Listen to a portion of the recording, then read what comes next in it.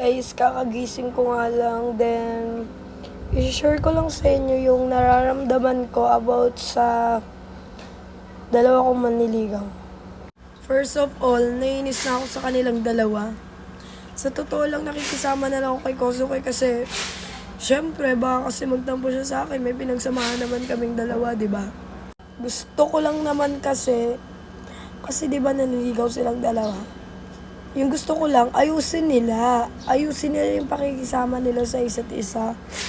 Wag sila yung parang nagkakapikunan na sila lagi. Wag ganun, syempre, lalo na pag sa maraming tao. Madalas kasi sila lagi nagkakapikunan. Ako ayoko na ng ugali ni Clarence kasi lagi siyang napipikon kay Kosuke. Sa totoo lang, ayoko na nga muna silang makitang dalawa kasi nai-stress ako pag nakita ko sila kasi grabe yung ginawa nila. Grabe. Kung alam nyo lang, hindi ko ini-expect na ganun yung mangyayari. E di ayun, buo na yung decision ko.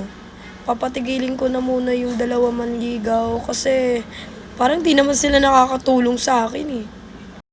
Lalo na si D, papatigilin ko muna siya manligaw. Sana maintindihan ninyo kasi di naman kasi ganun kadali yun. Ang hirap kaya kasi dalawa silang nanliligaw sa akin tapos lagi sila nagkakapikunan. Ayoko kaya ng ganun. E di papatigilin ko na lang sila para di ba walang gulo, walang ano.